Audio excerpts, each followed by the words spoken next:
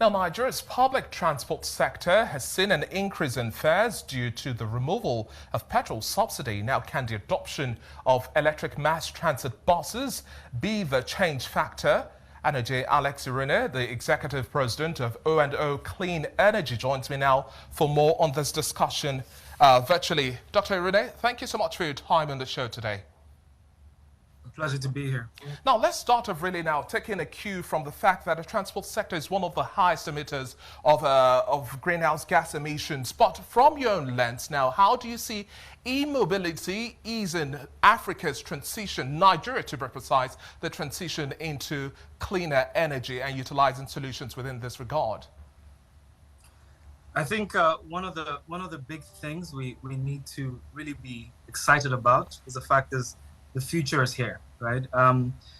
When you look at a continent like Africa and its lack of power across a significant proportion of its geography, e-mobility seems like a very distant ambition. We recall the mobile phone revolution, as you know, that happened in Nigeria. The estimations or the conservative estimations of uptake at the time when we moved from landlines to mobile phones. Today, there's over 200 million mobile phones in Nigeria, mostly charged, right?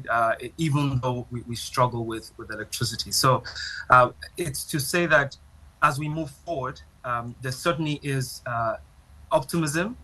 We, for one, have been an organization that certainly leads the pace when it comes to innovation and just looking into the future. To be very specific to your question, Africa has the potential to leapfrog the consumption of second-hand cars, which are imported from all parts of the world where they're no longer required and where decarbonization is being pursued and very active.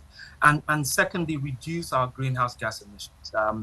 If I focus very quickly on the project we're working on with the matter, we see a state like Lagos State, which at the turn of the century is projected to be the most populous city in the world, reducing its greenhouse gas emissions by a significant amount. Each of those buses effectively give off close to 200,000+ kilograms of CO2 every day over the 200 kilometers they travel. When you bring in e-mobility, you bring in electric buses, what you do is you immediately remove that tailpipe emission, therefore creating zero emissions, taking us closer to our ambitions as a country to that net zero by 2060, and a more aggressive ambition by the state, looking at a 2050 timeline for net zero. So, I mean, on the surface, those are the immediate, benefits. We can talk about the cost benefits as we go on.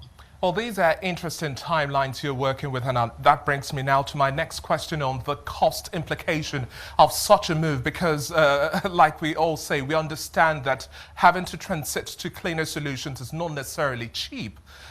We have solar here, but it's not necessarily cheap to be able to put the infrastructure in place. Now, in terms of the partnership with Lamata as well, I'd like to emphasize that and how this sort of model of partnership might be likely replicated across the different states of the Federation, and at what cost, really?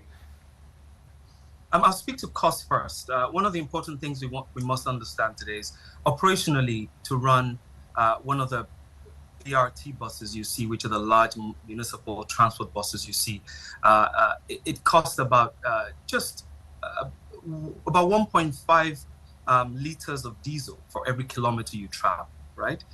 If we take that into the EV space, that is equivalent to about 1.35 kilowatt hour for every kilometer you travel. Now, if we bring that back into country and the cost of electricity vis-a-vis the cost of diesel, for every kilometer you travel, in a diesel bus, you spend effectively 1,000 naira. For every kilometer you travel in an electric vehicle bus, you spend about 430 naira thereabouts on average. So it's clear where the operational benefit is. When we speak about cost, we largely speak about the initial capex, right? To get these buses, they are certainly more expensive than the average buses. Yes, but what we must focus on is the fact that the bus itself and the cabin isn't what cost. It is all from the batteries. And we've seen battery technology advance significantly over the last 4 years. Going back 4 years ago, 300 kilometers on a full charge was amiable, was a very, very good performance. Today, we're seeing buses and vehicles in China that can do 1,000 kilometers in full charge. So we're going to see a significant reduction in the cost of that particular component that drives up the overall capex of the bus. So we're optimistic that the curves are looking in the direction we want them to. Speaking about Lamata very quickly, we approached Lamata a year ago, and the vision was very simple. We'd seen that the future of the downstream of energy was effectively electric.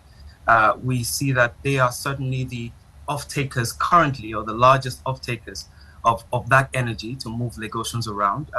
And it was simple. We would maintain the current BRT structure you operate, which is extremely sophisticated, by the way, right? So the passengers get on, they have a card, they tap on, and their fees are taken. That amount is then distributed between all the parties within the contracts that make that bus possible to be on the road. I'm talking about on-the-go distribution, the bus operators, etc. Exactly. So when you look at a situation like that, it is ripe for innovation. So between Lamata and the bus operators, we've come in to say, look, we can provide you the infrastructure, first and foremost, to charge these buses, and also support in the deployment of the buses. This is 100% investment risk from the Oando Group.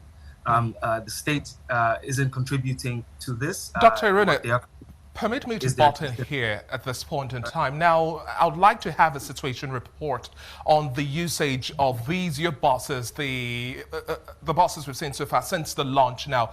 In terms of usage, how have the patterns been? And like you've highlighted as well, the battery component is also key. What are the timelines of usage per trip? If we could break that down, really.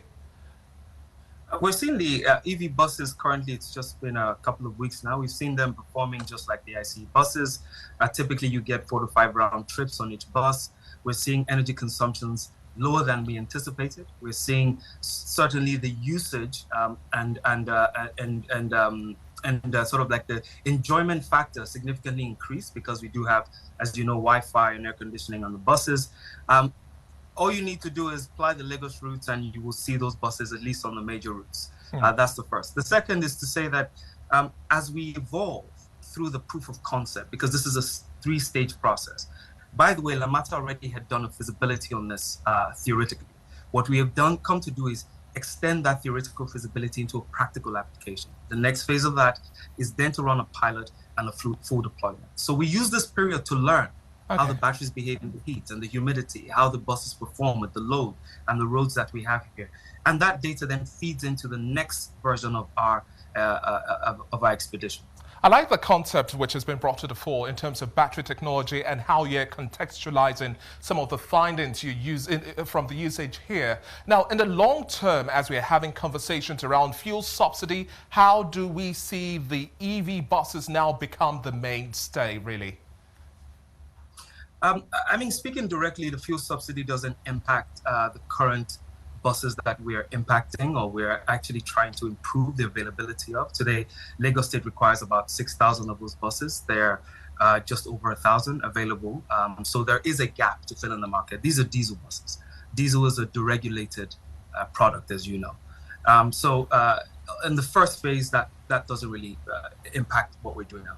What we see is an opportunity to build the infrastructure across the arteries and the veins of the city to support municipal transport, thereby allowing private uptake of electric vehicle utilization a lot easier. So we're utilizing the demand that's available to then trigger off the demand that will take us into the future. For us, the journey is very simple. The future means you will have an EV vehicle in the next 36 to 48 months. I have no doubt, just the way everyone sort of imagined almost everyone in Nigeria won't have a mobile phone, then I think this is what will happen. I'm looking forward to hitting a ride on the bus. Thank you so much for your time, Alex, on the show today. Well, that was Ainojie Alexander Irune, the Executive President of Oando Clean Energy.